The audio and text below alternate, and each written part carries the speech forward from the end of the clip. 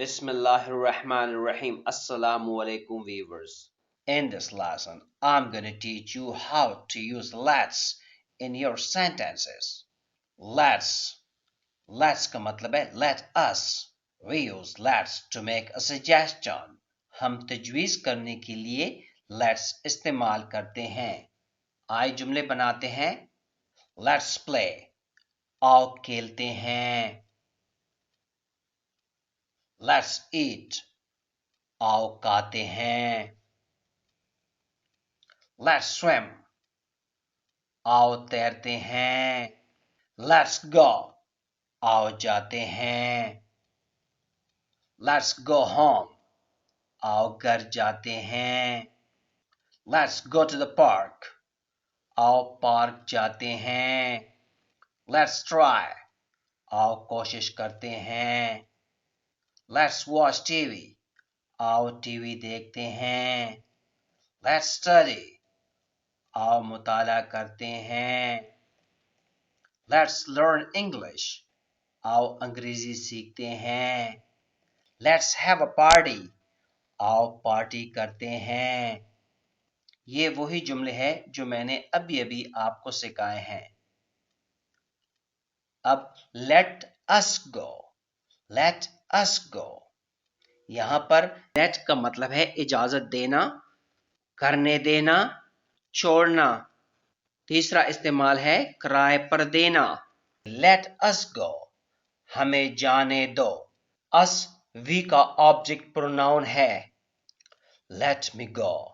मुझे जाने दो. me I का ऑब्जेक्ट प्रोनाउन है.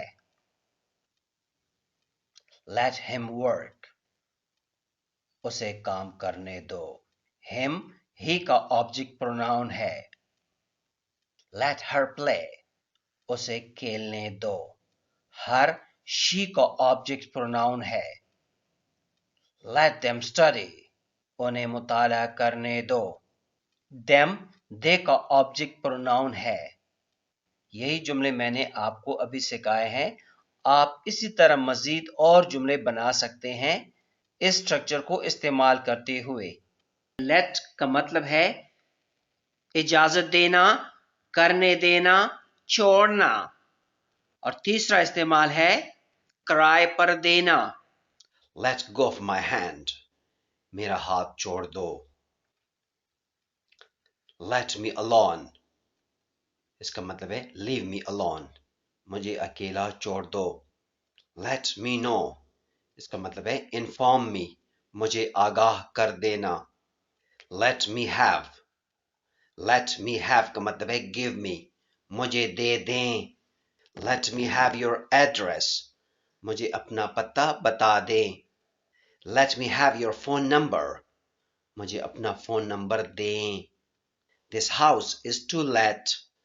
ये मकान किराए के लिए है या ये मकान किराए के लिए खाली है. और इसके साथ ही अपने मेंटर सर जमशेद बंगश को इजाजत दीजिए. मिलते हैं इंशाअल्लाह अगले वीडियो के साथ. और चैनल को सब्सक्राइब करना ना भूलिए. And don't forget to subscribe to the channel. Allah Hafiz.